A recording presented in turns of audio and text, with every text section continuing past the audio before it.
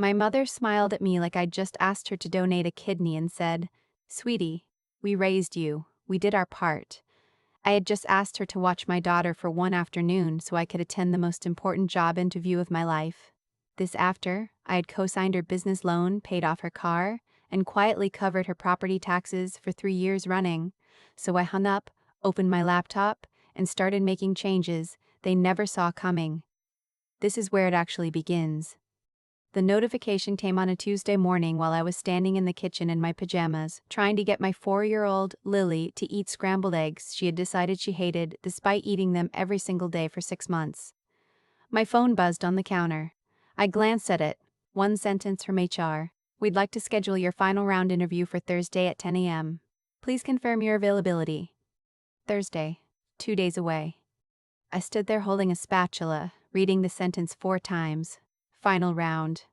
The position I had been building toward for 7 years, regional director of operations at a logistics firm that had headhunted me specifically. The kind of role that doesn't come open twice. The kind of salary that would mean Lily goes to a good school, that my husband and I stop doing the quiet math at the grocery store, that I stop waking up at 3 a.m. running numbers.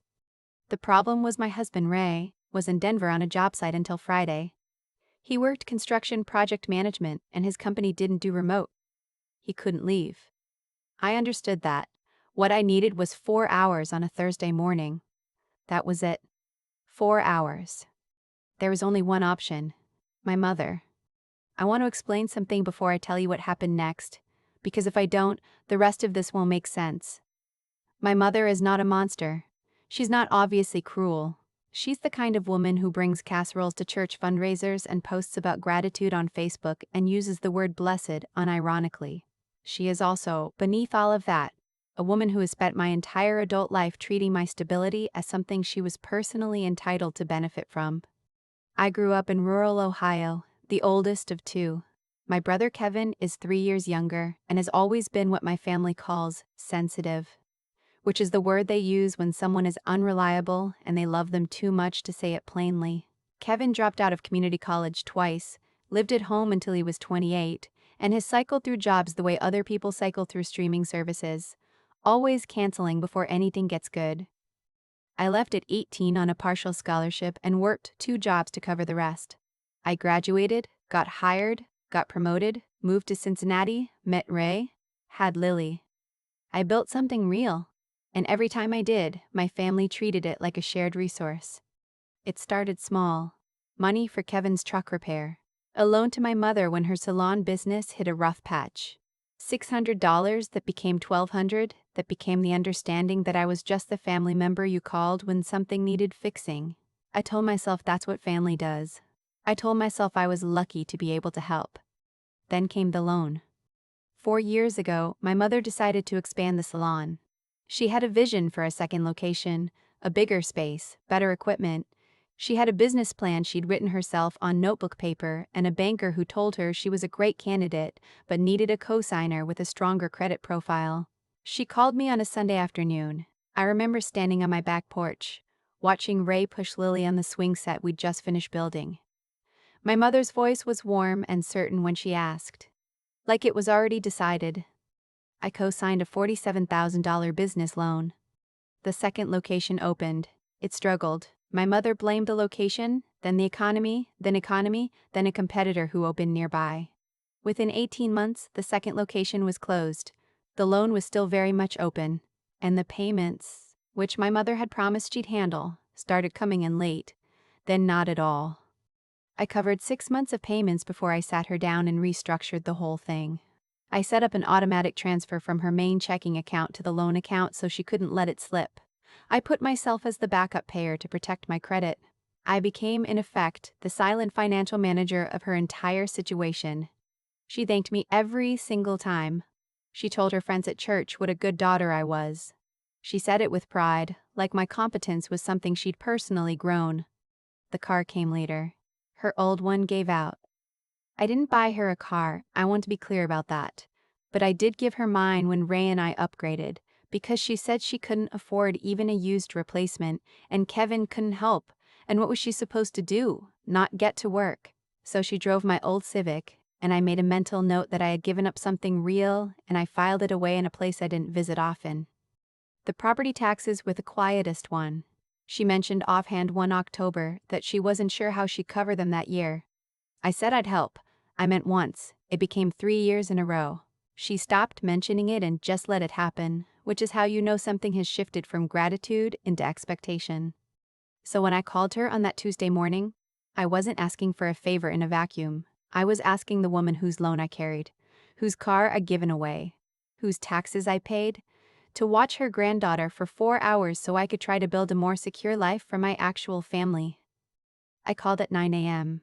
She picked up on the second ring. "Hey, Mom. I have some really good news. I made it to the final round for that director position I told you about. The interview's Thursday morning." "Oh, good for you," she said. Her voice had that particular brightness it gets when she's about to pivot to something else. "That's great, sweetheart. Ray's in Denver until Friday. I need someone to watch Lily Thursday morning, just from about 9 to 1. 4 hours max. She'll probably just want to watch her shows and do puzzles." A pause. Longer than it needed to be. "Thursday," she said, like I'd named a day that didn't exist. "Yeah, it's the only window they had." "Oh, honey." The sigh was theatrical. "I have the Riverside Ladies Auxiliary meeting Thursday morning. I'm actually the one running the raffle this year, so I really can't miss it." I felt the bottom of my stomach drop in a way I recognized. The preemptive brace. The lifelong sense that I was always going to ask at exactly the wrong time. "Mom, I haven't asked you for anything like this in years. This interview could genuinely change our lives." She laughed. Not mean, worse than mean. Dismissive. Light and breezy, like I was being a little dramatic. "Sweetie, we raised you. We did our part. You're so capable, you'll figure something out. Can't Ray just leave early? Or maybe one of your friends from the neighborhood?" We did our part. I sat with that for a second. We raised you. We did our part. As if parenthood was a contract that expired, and anything after that was purely voluntary, including helping the daughter who had been quietly running her finances for 3 years. "Okay, Mom," I said. My voice had gone flat. I recognized what that meant from every negotiation I'd ever navigated at work. "I'll figure it out." "That's my girl," she said warmly. "You always do." I hung up. I sat at my kitchen table for a long time after that. Lily had abandoned her eggs and was in the living room building a block tower, narrating it to herself in a serious little voice. I listened to her and I felt something clarify in me. Not break, but crystallize. The anxiety I'd carried my whole life about keeping my mother comfortable, about not rocking the boat, about being the reliable one. It didn't shatter dramatically. It just quietly stopped.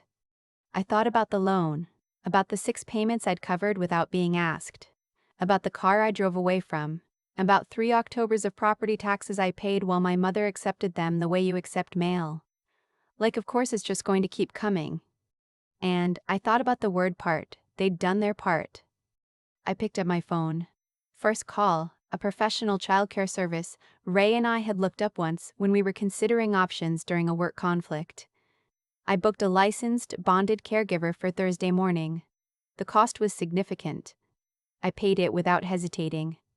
Second call, my financial advisor, Donna. "I need to talk through some changes to the arrangements I have running for a family member," I said.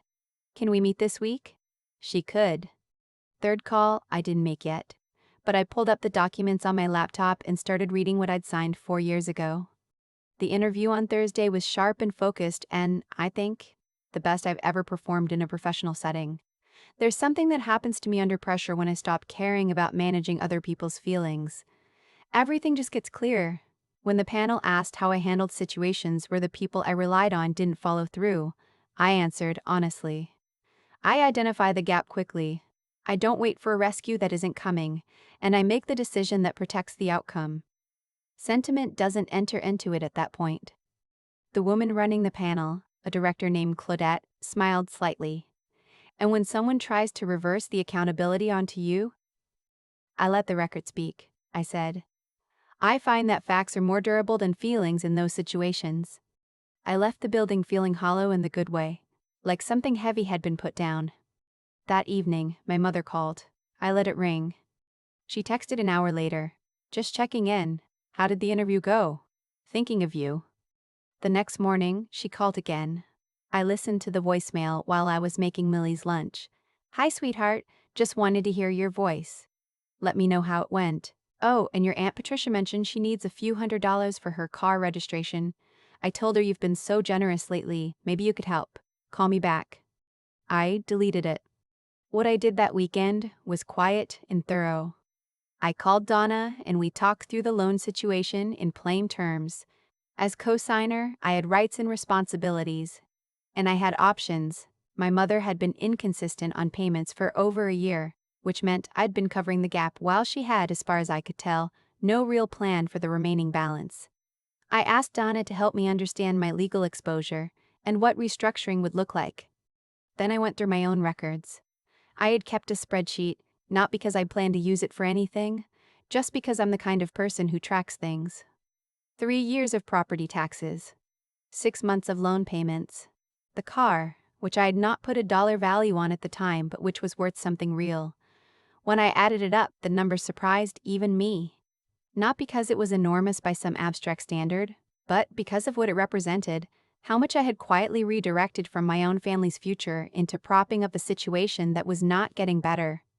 I looked at that number on a Sunday night with Ray, who had come home from Denver. I walked him through everything. He sat very still and didn't say anything for a long time. Why didn't you tell me how much it had added up to? He finally said. I kept thinking I was almost done, I said. I kept thinking this was the last time. He nodded slowly. What do you want to do? I want to stop, I said. All of it. I want to stop. He put his hand over mine. Then stop. The next day I sent my mother a letter. Not a text. An actual letter. Typed, printed, mailed with a first-class stamp. I did it that way deliberately. I wanted it to have weight. I wanted it to have to hold it. The letter was not cruel. It was not a list of grievances, though I had the list. It was 2 pages, clear and specific. I was removing myself as co-signer from the business loan. I had already spoken with the bank about the process, which would require my mother to refinance in her name alone or find another arrangement. I would no longer be covering the property taxes. I had set a final date on which the automatic backup payment on the loan would be discontinued. I wished her well, and I meant it. I did not apologize. The response was immediate and multi-layered. My mother called 11 times the day she received the letter. I know because my phone showed me the log and I had left it face down on the counter. She escalated to texting, then to emailing. Then, and this was the one that surprised me slightly, she got Kevin involved. Kevin called. I actually picked up out of some lingering sibling reflex. She's really upset, he said. She's been crying all day. I imagine this is a hard adjustment, I said. You can't just do this to her. She's our mom. Kevin, are you currently helping with her loan payments? Silence. Are you helping with the property taxes? More silence. I've been managing her financial situation alone for 3 years, I said. I'm not doing it anymore. If you'd like to step in, I'd genuinely welcome that. He didn't have anything to say after that. I wished him a good evening and hung up. My mother sent an email 3 days later that shifted from anger into something softer and more calculated. She wrote about sacrifice. She wrote about how hard she'd worked when I was young, about the things she'd done without. She wrote that she'd always believed in me and that this felt like a betrayal. She did not mention the loan. She did not mention the years of payments. She did not mention the property taxes. She wrote around all of it the way you write around a hole in the floor, just describing the walls. I read it once.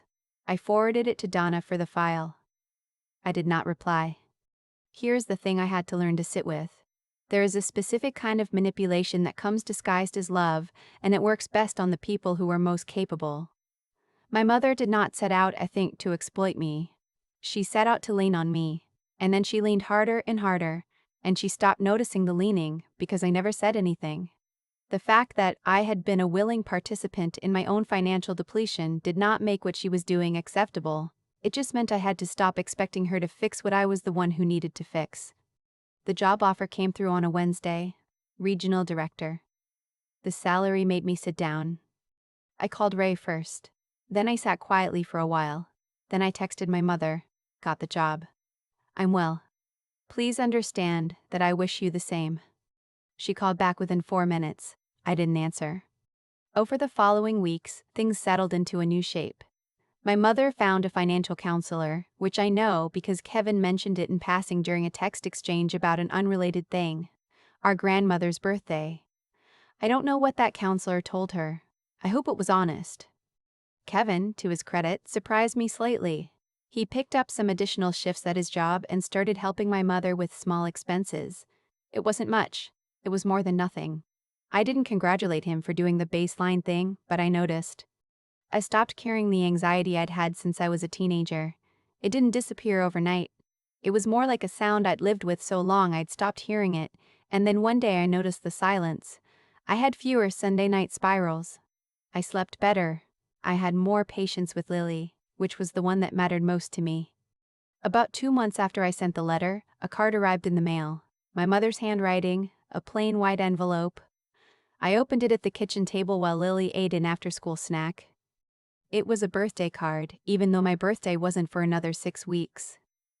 Inside, she had written, "I think I understand now what you were trying to tell me. I'm not sure I handled any of this well. I love you. I'm trying." I put the card on the counter and looked at it for a long time. Lily asked what it was. "A note from Grandma," I said. "She says hi." "Can we call her?" Lily asked. I looked at my daughter, 4 years old, completely unaware of any of it, just wanting to talk to her grandmother on a regular Tuesday afternoon. "Maybe this weekend," I said. "We'll see." That's not forgiveness. I want to be clear about that.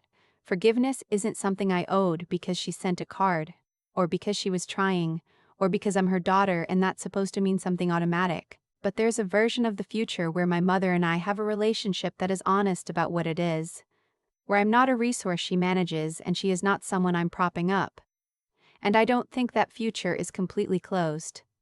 I think about what I said in that interview, about facts being more durable than feelings. I still believe that.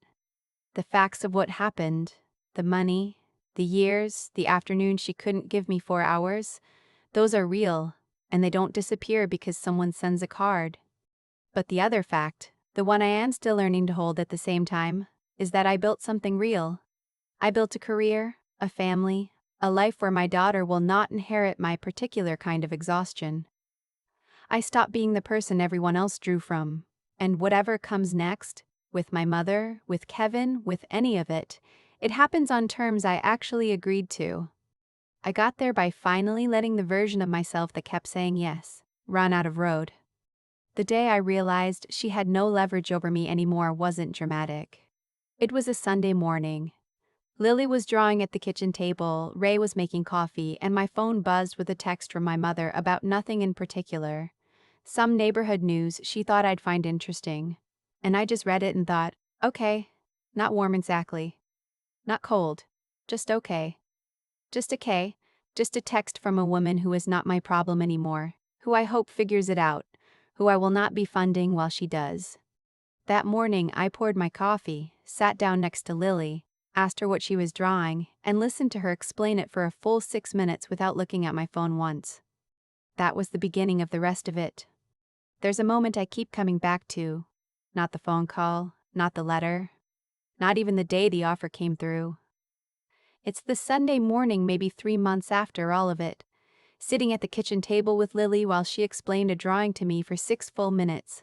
A house, a dog we don't have, a son with a face. I listened to every word. My phone was face down, and I didn't reach for it once. That's the moment I think about when I want to understand what I actually won. What I've come to believe is that the way things unfolded wasn't random. My mother leaned because I let her. I let her because I thought absorbing the weight was the same thing as being a good daughter. It isn't. There's a difference between choosing to help someone and quietly training them to expect it.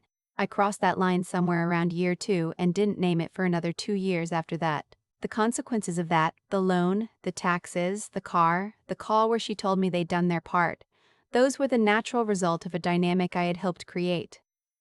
That's a hard thing to sit with. But sitting with it honestly was the only way through it. The intelligence part of this, the part I wish I'd applied sooner, was the spreadsheet. I kept records without knowing why. Turned out the why was so that when the moment came, I wasn't operating on feelings alone. I had facts. Specific numbers, specific dates. When I walked into that interview and said that facts are more durable than feelings in a negotiation, I wasn't performing. I had just lived it. Clear thinking, even when everything emotional in you wants to spiral, is a skill. It doesn't come from being cold. It comes from practice. It comes from deciding that clarity is something you owe yourself. The hardest part was the sustained follow-through. Not sending the letter. That took one afternoon. Living in the weeks after it, when my mother called 11 times and Kevin guilted me and the silence felt enormous. That took something different.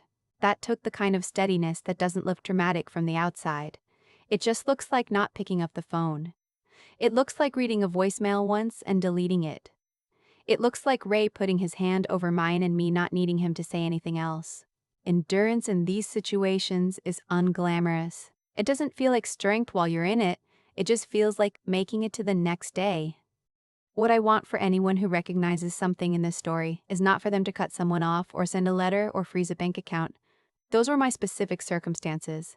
What I want is for them to ask, honestly, where am I absorbing something I should be naming? Where have I confused tolerance for virtue? The doing right by people part of who you are doesn't require you to disappear into it. Lily drew that picture of a house with a dog and a son with a face, and she handed it to me and said it was for our family. That's the thing I'm building. That's what I stopped bleeding out into someone else's comfort. I don't think that's something to apologize for. I think that's exactly the right thing to protect.